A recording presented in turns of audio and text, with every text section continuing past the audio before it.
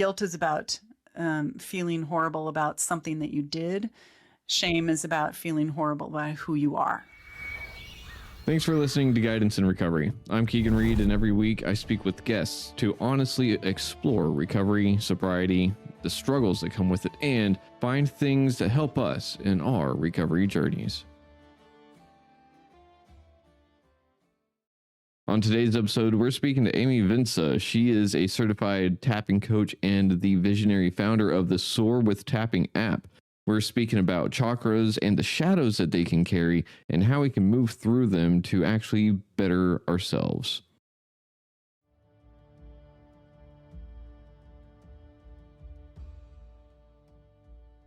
How are you doing today? And what's a hill that you're willing to die on whenever it comes to tapping?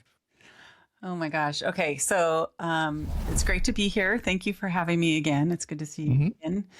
A hill that I'm willing to die on for tapping is just about any hill. It truly is. I've had so much transformation in my life because of this tool.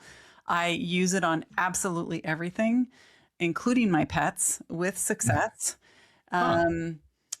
And there's just nothing that scares me about it. There's only good to be gained in this arena as far as I'm concerned. So I don't think you could present something to me that I would be like, nope, can't do it.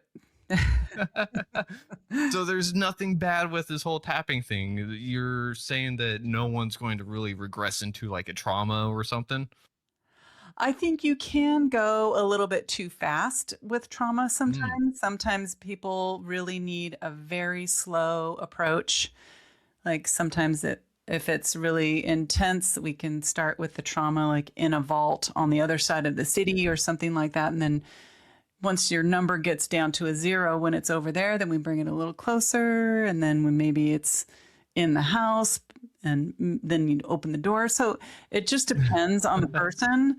Because some people are just willing to go there right away, but only the individual person can know that about themselves, what they're willing to do. Gotcha. So real quick, whenever it came to tapping and trying to figure out how far you're willing to go with certain subjects, what's one of the things that someone needs to look out for whenever they're exploring an uncomfortable emotion? Oh, let's see. Well, is this a good time to get into the chakras already? Yeah, Okay, absolutely. Okay, perfect. Have you already like gone over all of this stuff with your listeners at any point, or should I kind of give everybody a bit of an education about chakras? I mean, everyone's got a slightly different viewpoint on chakras from my understanding, so it's going to be better if we get Amy's idea of chakras and how they work and how they are incorporated with tapping as well. Okay, perfect. I'm going to reference a book here just in case your listeners want to delve more into it, because this, it's backwards. It's called Eastern Body, Western Mind by Anodea Judith. And it's like the Bible for chakras, basically. And I'll just give you kind of the standard version of chakras and my understanding of what they correspond to as far as different areas of your life, different emotions, and then different organs and systems in the body. Okay. So the first chakra is otherwise known as the root chakra, which is in the general vicinity of the tip of your tailbone. There are other people that like to focus on the glands. And so there's a gland that's right in between like your perineum and your tailbone, so kind of right in that area. But if you're focusing, I mean, it's general area, it's fine. And that area tends to focus on feelings of belonging, feelings of community, feeling like you're safe. It corresponds to bigger systems in the body, like our immune system, often our skin, like bigger muscles and sometimes bones, that sort of thing. So bigger systems in the body. Blood is one of the ones that's covered with the first chakra. So if you have any disorders in any one of those things, The first chakra is where you want to look, definitely. And then the shadow that each chakra has a shadow. They have kind of a lightness and then they have a shadow. So the lightness of the first chakra is community and belonging and all of those wonderful things and the physical body.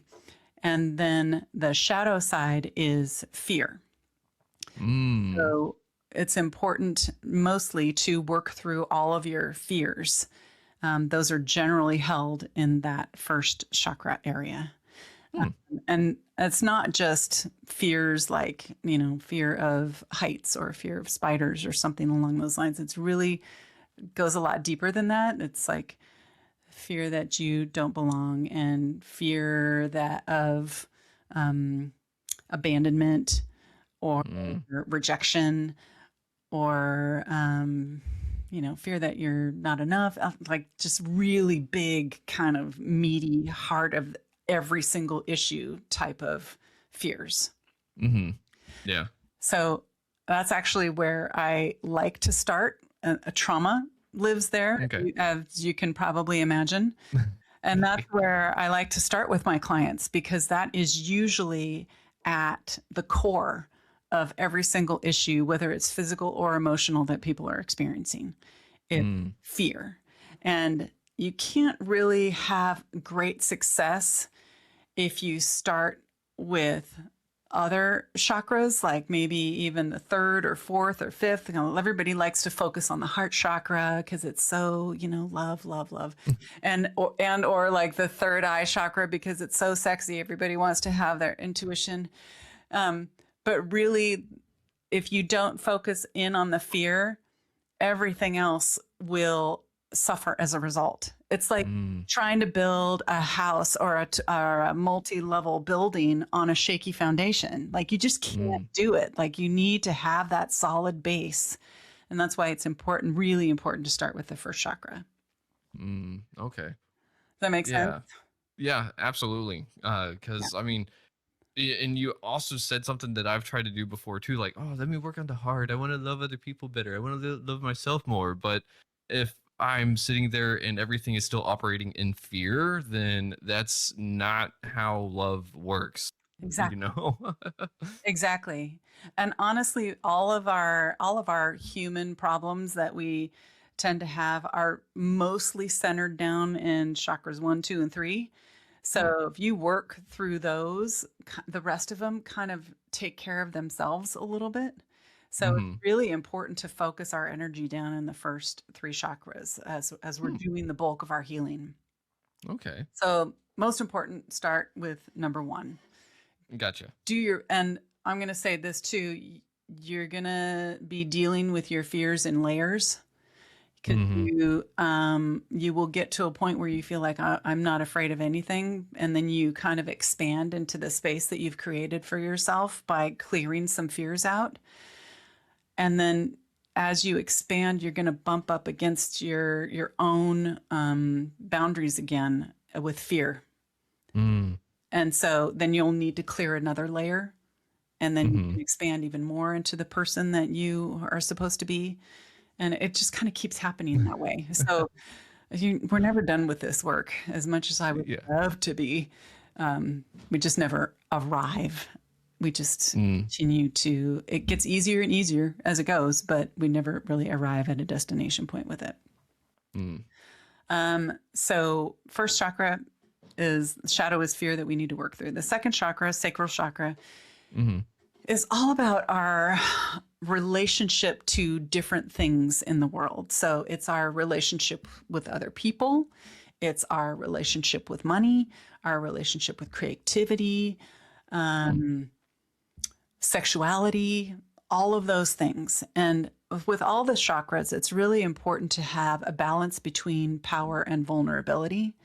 And especially in the second chakra, this is where people with addiction, maybe a lot of your listeners, this is generally where they're going to spend the bulk of their time. So definitely fears first, always fears first, but then the bulk of their time is going to be spent in the sacral chakra, kind of balancing out between power and vulnerability in all of these areas.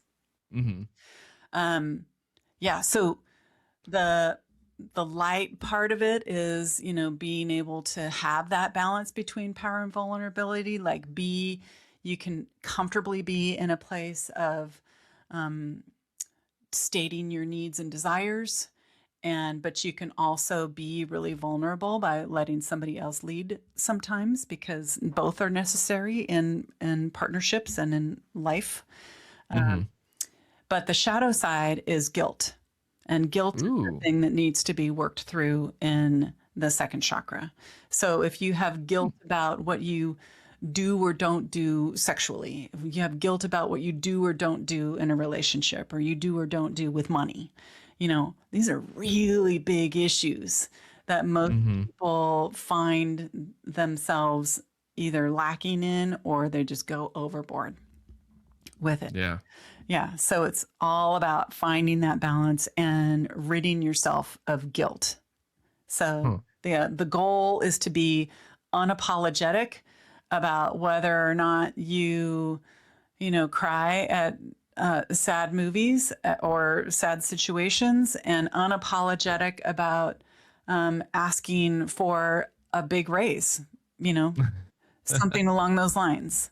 So it Uh-huh. really is about being able to kind of just be whoever you are without an apology in any way, shape, or form, and know that you have strengths and you have weaknesses, and everybody does, and that doesn't make you feel like less of a person in any way. Yeah. So that's the Ooh. goal with the second chakra. Okay. Okay. Huh. So third chakra, do you have any questions about that one? Well, that one's kind of interesting because I didn't really realize that it was so tied to relationships and like creativity and stuff as well. Mm-hmm. And it was interesting too because whenever you first said like the power versus vulnerability aspect, part of me was like, okay, so the power is the light, the vulnerability is the shadow, but it's not that way. No, it's And easy to judge that, right? Like, that's what uh-huh. we assume. We don't always want to be in the power mode at all. That is not Mm-mm. balance. That is not No. balance. So I Uh-uh. totally get that. I think that that's probably a common misconception about Mm-hmm. what it should look like. And I think Mm. that we're kind of fed an idea by our culture about what is acceptable and what isn't. And in our culture, vulnerability is not acceptable in most ways. Yeah. So Unfortunately. So that's why you would automatically consider it a shadow, but it's not. Mm-hmm. And the whole society thing being like, all right, we have to be in charge of our lives. It's like, no, there's some things that I'm definitely not in charge of. And I just have to kind of go with the flow. Yeah. Yeah. Absolutely. Huh. Okay. So, man, that's interesting. And so with the chakras, they really go from bottom up, not top down. When you are working through trauma Mm-hmm. and disempowering beliefs, issues with your body, that's just Mm-hmm. the place that you should start. Okay. Huh. Yeah. Yeah. Yeah. So second chakra organs are all reproductive organs, and also lower back. Like, a lot of people have lower back pain. They probably feel really vulnerable around money. Mm-hmm. And so that's an area to focus on. Like I mentioned, it's also heavily associated with addiction, food addiction, any kind of addiction. Mm-hmm. Yeah. Yeah. And I mean that one's kind of weird too because in the whole healing journey, it's definitely the root and sacral I can tell are integral in healing all that because one, you need community of some sorts, at least connection with yourself up foremost, and then you also have to be vulnerable to heal, and you have to be willing to do this kind of stuff. And if Yeah. we're if we're like running in that fear mode, if we're sitting there and isolating and just wanting to be disconnected, then there's no real hope of actually getting out of addiction. So that makes a lot of sense. Mm-hmm. Kind of blows my mind. Yeah. Yeah. It's a real revelation when you think of it in those terms. Hmm. Yeah. And also, whenever before we got started recording, I had a moment where I was getting overstimulated, and I was like, I just wish my skin would stop touching the air. Whenever you said the root chakra, I was like, huh, I wonder if I'm anticipating a package coming in, and it's like I wonder if I'm just so like shooken by that my root chakra is just like, all right, everything just stop, just don't touch nothing. But Yeah. yeah, it's very Being strange. pulled in too many different directions can get you dysregulated too. It doesn't take much, right? No. Right. Yeah. So third chakra, solar plexus, is Hmm. kind of right if you where your ribs come together. Hmm. It's right underneath that spot, like just below your ribs, right there. Okay. And that is all associated with our complete digestive system. Mm. So other than like the sigmoid colon, which is down at the very bottom, it's basically mouth to lower intestine. Mm. Okay. So if you have any kind of like people with Crohn's or even like food sensitivities or colitis, even constipation, those type of Hmm. things, that's this is an area that you're going to want to focus on. Indigestion, whatever it is. Huh. Um, and this area is all about our sense of self. Um, on the power side, it's being willing to be seen out in the world, being willing to kind of have people see all of our good and bad aspects of Hmm. ourselves. And on the vulnerability side, it's about feeling shame about who we are. Mm. So, just to make it that distinction between guilt and shame, guilt is about feeling horrible about something that you did. Shame is about feeling horrible about who you are. Hmm. Yeah. And that's a big distinction. Yes, yes. And that's a very big deal. And people with a lot of trauma, especially like sexual trauma, women with sexual trauma, often have Mm. significant problems in their solar plexus or in their digestive system because they feel so much shame around the aspect of their trauma. Mm. Yeah, that would make a lot of sense. Yeah. And oof. So, uh, what's the shadow aspect of the solar plexus? It's the shame. It's shame. Oh, it is a shame. Yeah. Okay. So that's the Ooh. thing that you want to focus on with your tapping. Mm. So it would be shame about, anytime, a lot of times there's perfectionism and Hmm. or people pleasing. And so there's shame if you don't do that. There's shame if you're not perfect, shame if you make a mistake, shame if you have an addiction that you don't want people to see. I mean, there's just a million things to feel shameful about. And those all need to be neutralized with tapping in order to achieve really good balance and in your chakra and your solar plexus. Mm. Okay. Ooh, that makes a lot of sense. And I'm oh man, that's interesting to me because whenever I think about like showing up for myself, I always kind of get that feeling right there where it's almost like butterflies in the Mm-hmm. stomach, but it's not quite butterflies in the stomach, and it's like Mm-hmm. part of me is like it's recognizing that, oh, I'm having to be seen, and a lot of me is like, hey, I don't want to be seen because the last time I was seen bad things happen. Right. So Right. Super huh. risky, right? Uh-huh. Yeah. Yeah. It feels so scary. I totally went through this when I was, in the place where I had to start marketing my business and my app and I didn't like you. I don't want people to see me. I don't want to be in the spotlight at all. And I had to work through that a lot. Work through that Hmm. fear of people seeing the fact, probably the fact that I am not perfect. And I do have issues, even with Hmm. all of the tapping that I do. It's still just, something that I want to keep private. I don't want anybody to see it.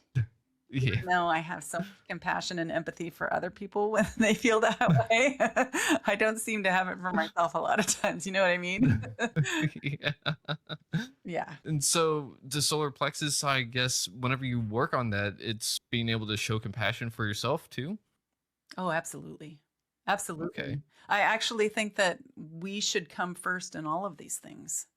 Mm. we should come first. Like if we're going to work on your heart chakra, I think you have to work on loving you first before you can work on giving it away to other people. You have to work on having compassion and even a measure of pride in who you are. Ooh, Yeah, pride. I That's a tough one. know. I know. It almost sounds like arrogance to us who struggle with it. Exactly. Yeah, but again, there should be a balance. Moving forward to number 4, correct? Do the heart chakra. Yeah. Ooh. The one that people love, love, love to work on because I want to feel more love too. Uh-huh. Totally do. That is definitely the power side. And being able to kind of the power side of that is being able to reach for what you want, reach for love and know that you deserve it. And then the shadow side is the inner critic that tells you that you don't deserve it. Ouch. Yeah. Yeah. And it really is. And grief, there's a lot of grief that around that. There's so much deep sadness that's associated or that's just underneath the surface of that inner critic. And that is the true shadow, but it's the inner critic that prevents us from reaching it and having compassion for ourselves. So we have to work through that inner critic first. And it is literally the harshest shadow that we have in all of the chakras is that inner critic. And yeah, it's so noisy and bitchy. Yeah. I know. And it does some serious damage. Yeah, it really does. And it's interesting too because I've spoken to Emma Lyons and she talks how our inner critic is really just inner shame. And it's just essentially like an inner narcissist of sorts. And whenever we spoke, it really just made a lot of sense. And I was like, oh, okay. And so whenever I've kind of taken that angle of like, okay, so this is more of someone else put this programming in me to shame myself for things that I feel or did or so on and so forth and how I view myself, it's really like changed the game on healing because I can not sit there and be as harsh anymore. I can sit there and kind of change the angle of like, okay, well, this is how I think or this is how I feel, and that's just kind of what it is. Like I can explore that for sure, but I don't have to beat myself up for just having a feeling. Yeah. You know? Yeah. So they're so closely intertwined. Like in the minute you feel that shame, then the inner critic gets triggered and starts telling you you're a POS. yeah. So, but if you can see how if you work through the shame in your solar plexus, then the inner critic doesn't have any ammunition. Yeah. Anymore. Like there's nothing there for it to latch onto and dig its claws in and and do damage. Yeah. So Ooh. Okay. So the shadow of the heart is the inner critic. Got it. inner critic, and below that is a really deep-seated grief, like really such deep, heartbroken sadness over the disconnection that creates in our heart to ourselves, to being able to love ourselves, but also the disconnection that it creates in our relationships, because it's almost impossible to love somebody else when you don't love yourself. It's just really hard. It's more performative at that point, because not a real authentic love. I'll just say it that way. Yeah. Yeah. Yeah. And I know whenever I was on that spectrum of stuff, that performative love also did come back to the inner critic being like, oh, well, now you can feel guilty for this because it's not all there. And I was like, damn it, I thought I'm doing the right thing. It's never ending. Oh, I totally know what you mean. Yeah. Yeah, it's brutal. So not only is it the organs, it's not only is it the heart, but it's also the lungs, upper shoulders, and arms. So like if you're having a lot of tension in your upper shoulders and stuff like that, it's usually has to do more with like anger and resentment, but it's about anger and resentment that other people have something that you don't, sort of thing. the ability to love Ooh. themselves, the ability to ask for what they need, the ability to like do things Mm. that we ourselves want to do and don't feel entitled to it because we don't Oh, love ourselves enough. yeah. Self-advocacy. That's Yes. a really hard lesson to learn. Yes. Yes, Ugh, it is. damn. I know. And I guess that would go right up next to the throat chakra, right? Yeah. Is that next? Throat chakra is next. And as you can imagine, the throat chakra is all about power side is truth, and then lies is the shadow. And Mm. you might think that it's really obvious what the lies would be, lying to other people. Um, but it really is much more about the lies that we tell ourselves about what's really going on for us. Mm-hmm. And I'll give you a great example. Most women that have a lot of our moms, they take care of other people a lot. They have a lot of people pleasing tendencies, that sort of thing. They will deny to the end that they have needs. Oh, ouch. Yeah, yeah. Mm-hmm. That everybody has needs. And invariably, those women struggle with slow thyroid. Huh. So our thyroid glands are very much associated with the throat chakra. Obviously, if you have any problems speaking or, you know, anything happening in that area, it would also be associated with the throat chakra, but the thyroid is also a big portion of that. Huh. So the shadow to work through there is the lies that we tell other people. Definitely, we don't want to, tell mistruths to other people, but the ones that we tell ourselves are the ones that are the hardest to swallow. Mm. Yeah. This is And also kind of the area where our outer world connects with our inner world. So mm, this is our ability to release emotions that have plagued us for a long time. So speaking them out loud actually helps to release them from our body. Um, and being able to speak our truth, like if we're really angry about something, being able to say it is a very cathartic thing for somebody that has blockages in their throat chakra. mm, So it's all about kind of speaking our truth, what we're mm. really feeling, what we really want, all of those things.